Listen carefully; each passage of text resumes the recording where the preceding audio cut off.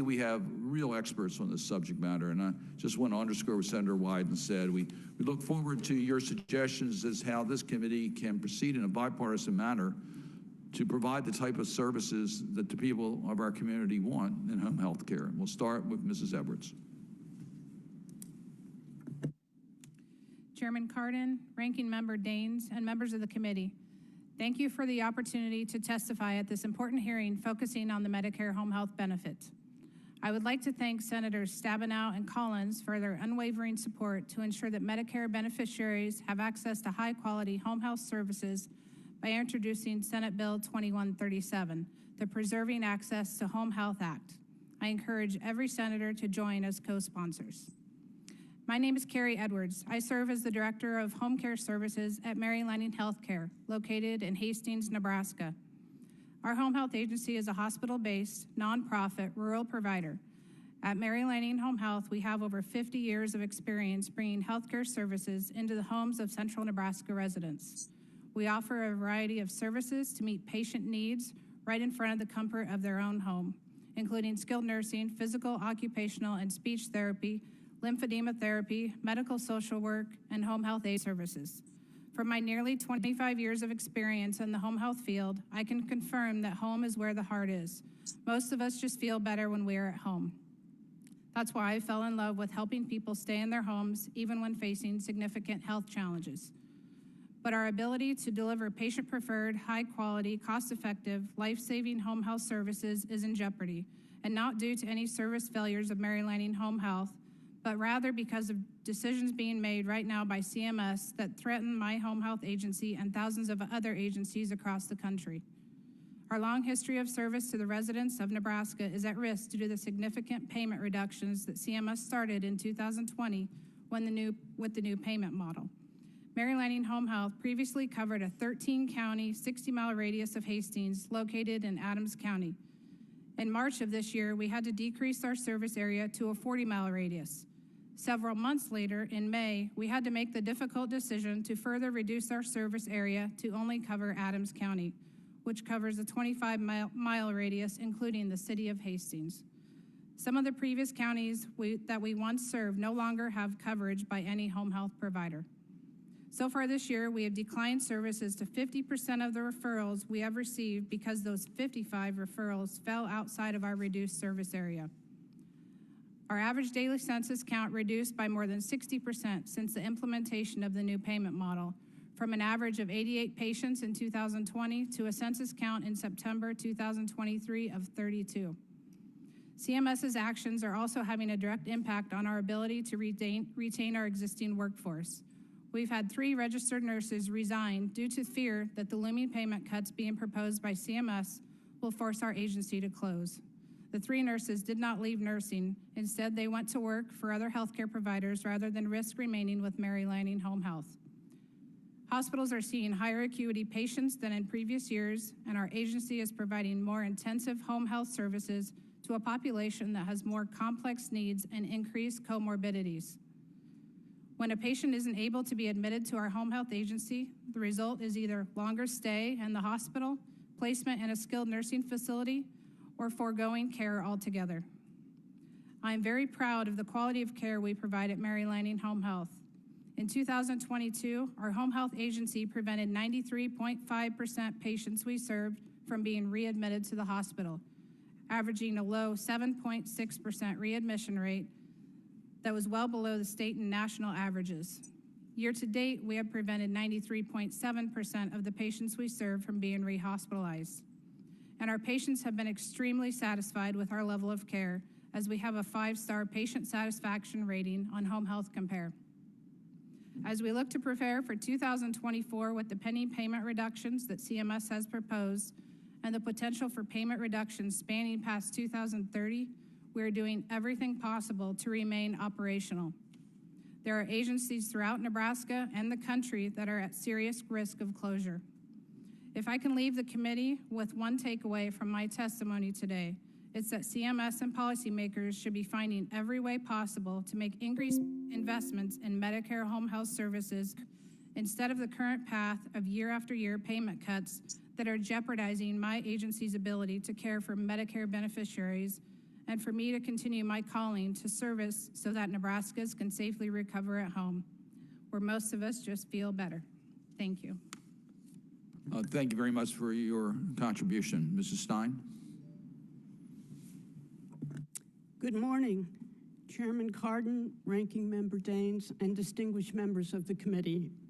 Thank you for inviting me to testify today. I'm Judith Stein. I'm the founder and executive director of the Center for Medicare Advocacy. The center is a national, private, nonprofit, nonpartisan law organization based in Connecticut and Washington, D.C., with attorneys in Maryland, Massachusetts, and California. The center works to advance access to comprehensive Medicare coverage, quality health care, and health equity. We provide education and direct legal assistance to help Medicare beneficiaries throughout the country. Among other things, we respond to 7,000 calls and emails annually and pursue thousands of Medicare appeals of wrongful denials of coverage and care. Our policy work is based on the real-life experience of the beneficiaries and families we hear from every day. Our healthcare system is in dire need of reform, including Medicare. We have many ideas about how to do so, and I'm sure my fellow panelists and members of this committee do too. And while there are many improvements to the Medicare home health benefit that I would like to recommend, when it comes to the Medicare home health benefit, my main message today is simple: enforce the law that already exists. Currently, this is not the case. Instead, Medicare home health coverage is incorrectly understood and implemented as a short-term acute care benefit by those who administer the Medicare program, home health providers, and those who make Medicare coverage decisions. Under the law, Medicare home health coverage can be an important resource for Medicare beneficiaries who need health care at home.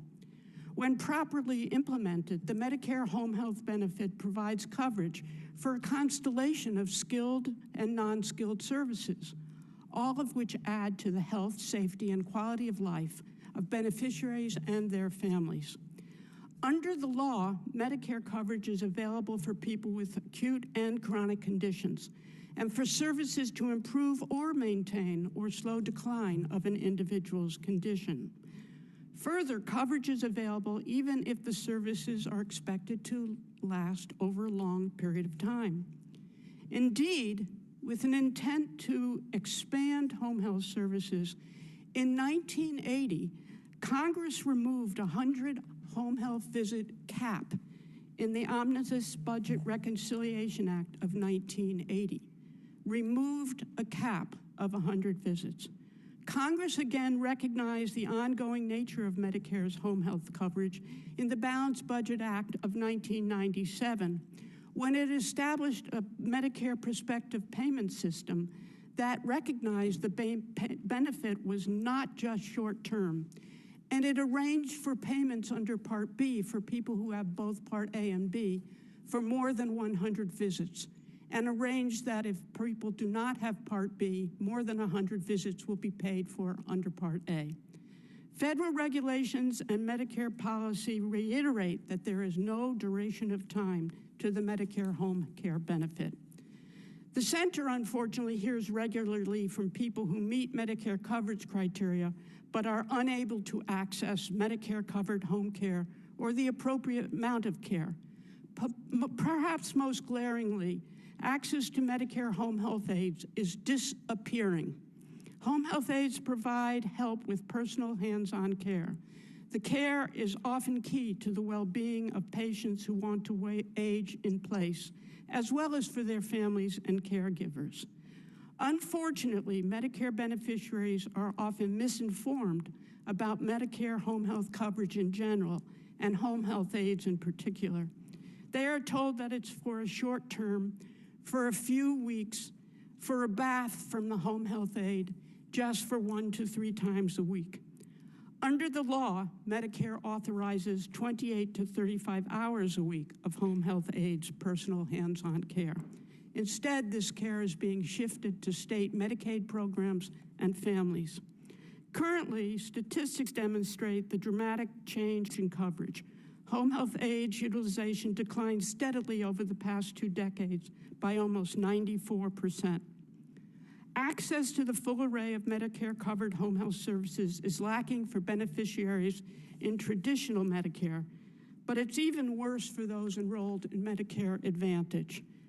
In 2021, the Center surveyed 200 home health agencies across 17 states about Medicare-covered care.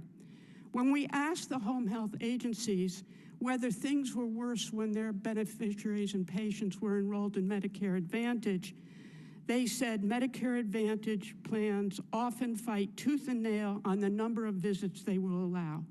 That was a home health agency in Connecticut. There's a difference. Medicare Advantage don't approve as much services, said an agency in Louisiana. Freaking-lutely, Medicare Advantage plans in our area are rotten, said a provider in Kansas. Today, Medicare payment policies, oversight measures, audits, and quality measures create disincentives to provide necessary ongoing home health care. These policies and practices must be reviewed and revised by Congress and by CMS. They must be geared to ensuring that public Medicare funds are actually used to provide the full array of home care for all people who qualify under the law.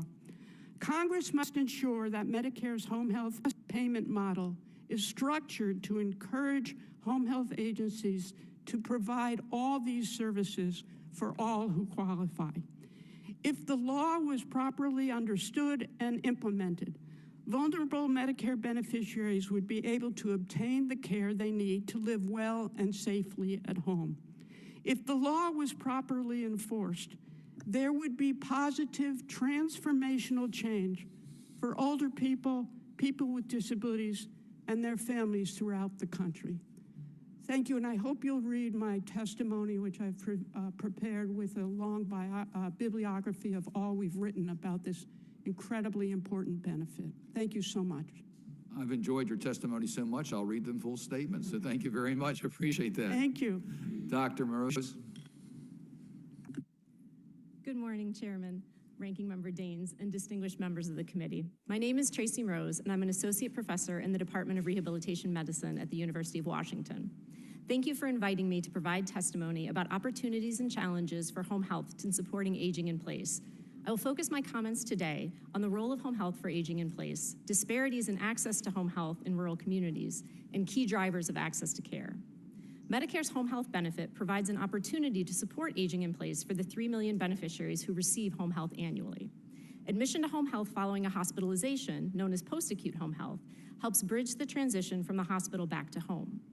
Admission to home health directly from the community, known as community entry home health, supports beneficiaries with chronic conditions who experience a change in health or functional status that doesn't require hospitalization, but would benefit from services to promote recovery, stabilization, or prevent further decline so the beneficiary can remain safely at home.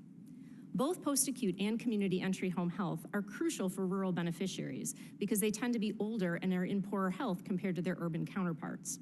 But the promise of home health to support aging in place relies on the beneficiary's ability to access this care. While the vast majority of beneficiaries live in communities served by at least 2 home health agencies, the reality of access to home care for rural beneficiaries is far more nuanced. The number of agencies serving a community represents supply, which is a necessary but not sufficient measure of access to care. Rural agencies may refuse referrals for new admissions when they don't have adequate capacity. For beneficiaries who are admitted to home health, visits may be delayed or reduced due to the amount of what we call windshield time, which is the travel time that's required when patients are dispersed widely across large geographic areas. So it's perhaps unsurprising that there's a growing body of evidence on disparities in access to home health based on rural-urban status. Rural beneficiaries are less likely to be discharged to home health following hospitalization, and beneficiaries in the most remote rural communities are at the highest risk for unmet need. Further, fewer than 60% of rural beneficiaries with a plan to discharge to home health actually receive this care. Even when rural beneficiaries are admitted to home health, they face disparities in access to specific services. Rural beneficiaries who experience a stroke or have a knee replacement are less likely to receive rehab services, despite the essential role of rehabilitation for these patients. Adequacy of financial resources and health workforce are two key drivers of access to home health for rural beneficiaries. Please refer to my written testimony for additional factors. Rural agencies cannot serve their communities without adequate resources. Even though average Medicare margins for agencies are high, more of the agencies that serve rural communities are nonprofit or governmental versus for-profit, and hospital-based versus freestanding. These distinctions are important because margins tend to be lower in nonprofit and governmental agencies, and hospital-based agencies often rely on their relationship with the hospital to remain financially viable. In recognition of extra costs required to serve rural beneficiaries, Medicare has intermittently provided a percentage increase in payments to home health agencies for providing that care. Rural add-on payments may help maintain supply of agencies serving rural communities and even reduce hospitalizations, but these payments have decreased over time and are being sunsetted. Agencies are also navigating other changes that impact Medicare reimbursement. The patient-driven groupings model implemented in January 2020, shortly before the emergence of COVID-19, presents a major redesign in reimbursement that can disincentivize community entry home health, longer stays, and rehab service provision, which in turn may hinder opportunities to support aging in place for the most vulnerable beneficiaries. Further, the national rollout of the home health value-based purchasing model is underway, putting lower quality agencies at risk for severe financial penalties. This is problematic when rural beneficiaries have no other options for care. Access to home health also depends on successful recruitment and retention of qualified workers. Rural agencies have cited multiple barriers to recruiting and retaining staff, including geographic isolation, unreliable transportation, and wages that are not competitive with rural hospitals and similar jobs in urban areas. The home health aide workforce is much lower per capita in rural communities and is particularly fragile due to low wages, unpredictable hours, and emotionally and physically demanding work. Policies to support this workforce are urgently needed because without a workforce, there is no care. In conclusion, the Medicare home health benefit is currently supporting beneficiaries' ability to age in place, but the full potential of home health has not been realized, particularly for rural beneficiaries. Research suggests the need for targeted solutions that incentivize service provision for beneficiaries at risk for reduced access and poor outcomes. As agencies continue to adapt to multiple policy changes and emerge from the public health emergency, it's essential to monitor the stability of rural agencies and its impact on rural beneficiaries. Thank you, and I look forward to the discussion. Well, thank you very much for your testimony. Mr. Dombi? Good morning, Chair Cardin, Ranking Member Daines, and the remainder of the House Subcommittee on Healthcare. I want to thank you for the opportunity to present my views on the vital role that home health services plays in our continuum of care and the challenges faced today in preserving access to these essential services. I currently serve as president of the National Association for Home Care and Hospice, and I can proudly say I was co-director with Judy Stein years ago in Medicare advocacy in Connecticut. I come to you today to present information on the state of the Medicare Home Health Services benefit. I may bore you with some statistics, but I think they're necessary numbers to hear. While it continues to provide significant care support for millions of beneficiaries each year, the home health agencies providing care and beneficiaries receiving care really need your help. The Medicare home health benefit covers an increasingly essential service, and as Senator Wyden referenced, it is one of the areas that has brought the parties together both in the House and the Senate over many years. We actually have a poster in our office exemplifying that. Notably, it's the only benefit available under both Medicare Part A and Part B, and Congress has implemented and enacted improvements in the benefit design and standards and coverage and care for many years.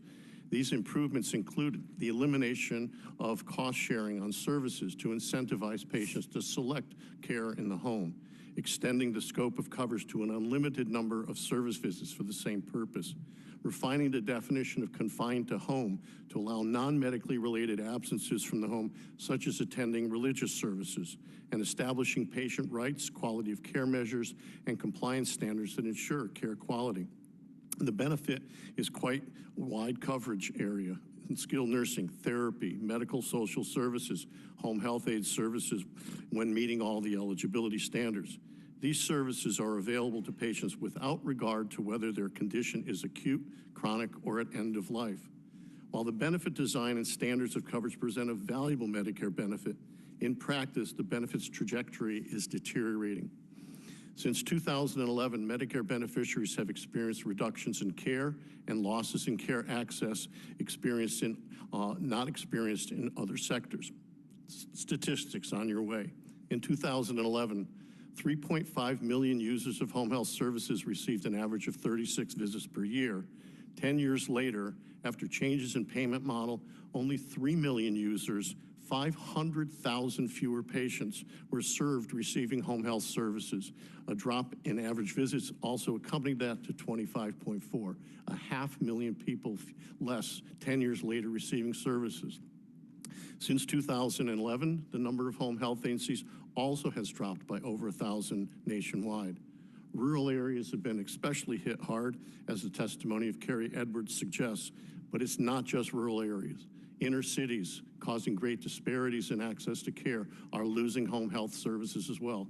Senator Cardin, in Baltimore, it takes security escorts in order to bring home health care to some of the neighborhoods in Baltimore.